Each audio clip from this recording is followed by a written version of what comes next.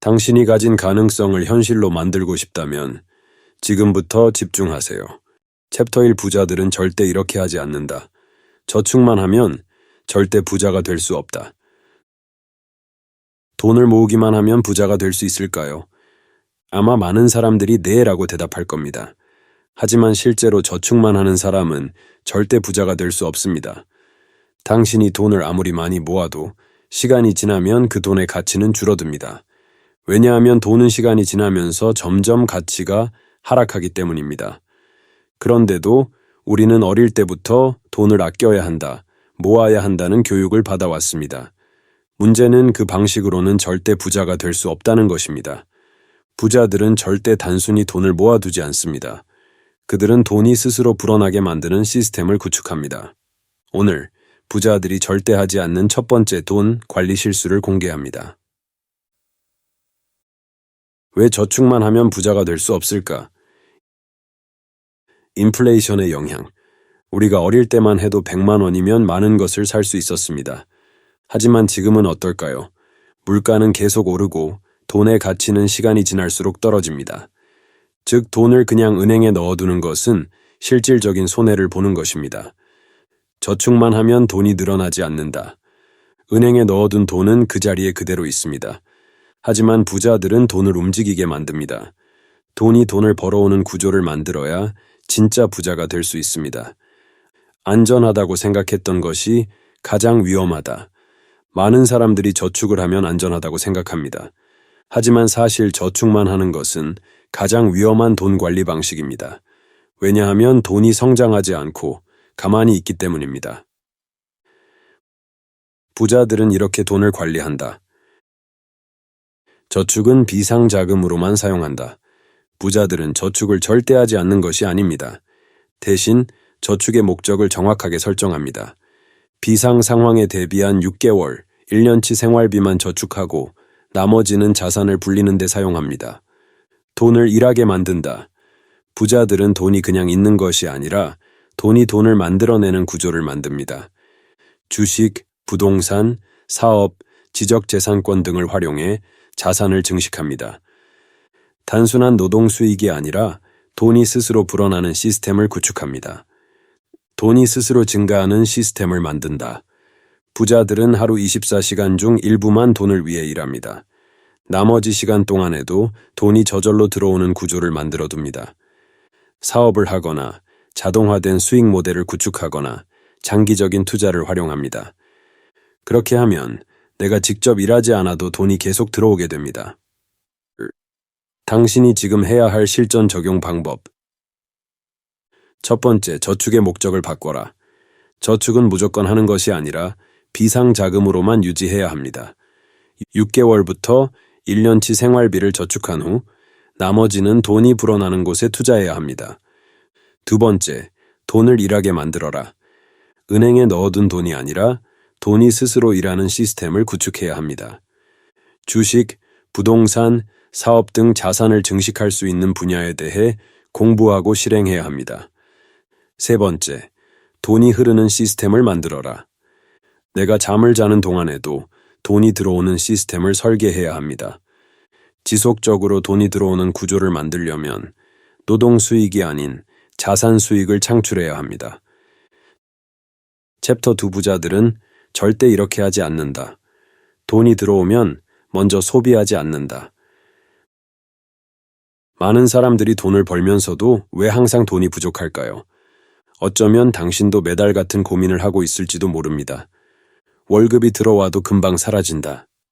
돈을 더 벌어야 할 것 같은데 이상하게 남는 게 없다. 다음 달에는 돈을 모으겠다고 다짐했지만 또 지출이 많아진다. 이런 패턴이 반복되는 이유는 단 하나, 돈이 들어오면 가장 먼저 소비를 하기 때문입니다. 하지만 부자들은 절대 이렇게 하지 않습니다. 부자들은 돈이 들어오면 가장 먼저 미래의 부를 늘리는 데 사용합니다. 오늘 부자들이 절대 하지 않는 두 번째 돈 관리 실수를 공개합니다. 왜 대부분의 사람들은 돈을 벌어도 부족할까? 수입이 늘어날수록 지출도 늘어난다. 사람들은 돈이 더 생기면 더 많은 돈을 쓸 수 있다고 생각합니다. 그 결과 더 좋은 차, 더 좋은 집, 더 비싼 라이프 스타일로 업그레이드 합니다. 이것이 바로 라이프 스타일 인플레이션입니다. 즉, 소득이 늘어날수록 소비도 함께 늘어나기 때문에 결국 돈이 남지 않게 됩니다. 돈을 관리하는 법을 배우지 않았다. 학교에서는 절대 돈을 관리하는 법을 가르쳐 주지 않습니다. 그렇기 때문에 돈이 들어오면 어떻게 써야 할지 몰라 감정적으로 소비하게 됩니다.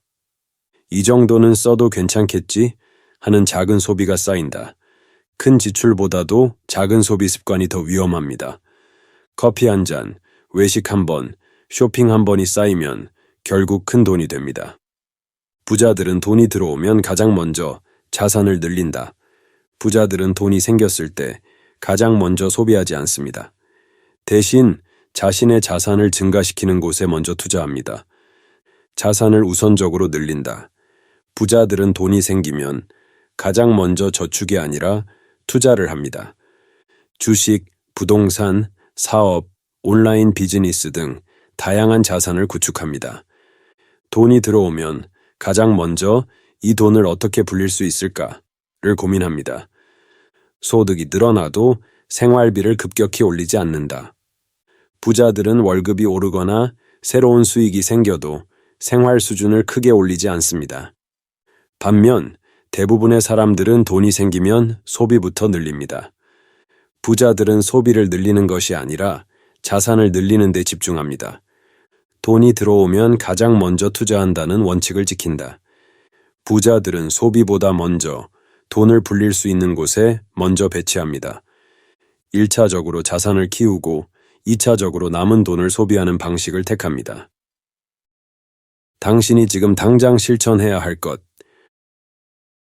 첫 번째, 돈이 들어오면 가장 먼저 자산을 늘리는 곳에 배치하라. 월급이나 수익이 생기면 투자와 저축 비율을 먼저 정하라. 예를 들어, 내가 받는 돈의 50%는 투자, 30%는 생활비, 20%는 저축 같은 시스템을 만들라. 두 번째, 지출을 통제하라. 이 소비가 나에게 장기적으로 어떤 가치를 주는가를 질문하라. 계획 없는 소비를 줄이고 자산을 늘리는 소비를 먼저 고려하라. 세 번째, 소비를 줄이는 것이 아니라 돈이 흐르게 만들어라. 단순히 돈을 쓰지 않는 것이 아니라 돈이 자산을 만드는 곳으로 가게 하라. 소비 전 24시간 법칙을 적용해 불필요한 소비를 막아라. 챕터 3. 부자들은 절대 이렇게 하지 않는다. 돈을 감정적으로 사용하지 않는다. 우리는 돈을 벌 때는 이성적이지만 돈을 쓸 때는 감정적입니다. 기분이 좋으면 보상 소비를 한다. 스트레스를 받으면 충동 구매를 한다. 불안할 때는 돈을 모으고 기분이 들뜨면 돈을 써버린다. 이런 패턴을 반복하는 한 아무리 돈을 많이 벌어도 부자가 될 수 없습니다. 하지만 부자들은 돈을 감정적으로 사용하지 않습니다. 그들은 돈을 전략적으로 관리하고 철저하게 숫자로 판단합니다. 오늘 부자들이 절대 하지 않는 세 번째 돈 관리 실수를 공개합니다. 왜 대부분의 사람들은 돈을 감정적으로 사용할까? 돈을 도구가 아니라 감정의 해소수단으로 사용한다. 돈이 많을 때는 흥청망청 쓰고 없을 때는 불안해하는 패턴이 반복됩니다. 감정에 따라 돈을 쓰면 장기적인 재정 계획을 세우기 어렵습니다. 소비 습관이 감정과 연결되어 있다. 오늘 힘들었으니까 맛있는 걸 먹어야지. 기분 전환이 필요하니까 쇼핑을 해야겠다. 다음 달부터 아낄 테니까 이번 달은 그냥 써버리자. 즉각적인 만족을 위해 장기적인 부를 포기한다. 돈을 쓸 때 기분은 좋아지지만 그 순간만을 위한 선택은 미래의 부를 망칠 수 있습니다. 부자들은 돈을 감정이 아니라 전략으로 관리한다. 돈을 숫자로 바라본다. 부자들은 돈을 쓸 때 감정이 아니라 철저하게 숫자로 판단합니다. 돈이 얼마나 들어오고 얼마나 나가는지를 항상 체크합니다. 지출을 할 때 이것이 나에게 장기적으로 어떤 가치를 줄 것인가를 먼저 생각합니다. 소비를 가치 있는 투자로 전환한다. 부자들은 단순한 소비를 하지 않습니다. 책, 강의, 네트워킹, 건강관리 등 자신을 성장시키는 소비를 합니다. 자신만의 돈 관리 원칙을 만든다. 감정적으로 소비하지 않기 위해 소비 원칙과 기준을 정해 놓습니다. 예를 들어 수입의 20%는 자산 투자, 30%는 생활비, 10%는 자기 개발 같은 원칙을 설정합니다. 당신이 지금 해야 할 실전 적용 방법. 첫 번째, 돈을 감정이 아니라 계획으로 써라. 이 소비가 나에게 어떤 장기적인 가치를 줄 것인가를 먼저 질문하라. 예산을 세우고 숫자로 돈을 관리하는 습관을 들여라. 두 번째, 즉흥적인 소비를 막는 시스템을 만들어라. 충동 구매를 줄이기 위해 24시간 법칙을 적용하라. 사고 싶은 것이 생겼을 때 최소 24시간 동안 고민한 후 구매를 결정하라. 세 번째, 돈을 자신을 성장시키는 데 사용하라. 돈을 쓸 때마다 이 소비가 내 미래에 어떤 가치를 줄 것인가를 고민하라. 자기 개발, 건강, 네트워크 구축 등 자신의 가치를 높이는 소비에 집중하라. 오늘 배운 것이 있다면 작은 것부터 행동으로 옮겨보세요. 변화는 그 순간 시작됩니다. 당신의 성장과 성공을 위한 여정, 함께하겠습니다. 구독하고 더 깊이 있는 이야기를 만나보세요.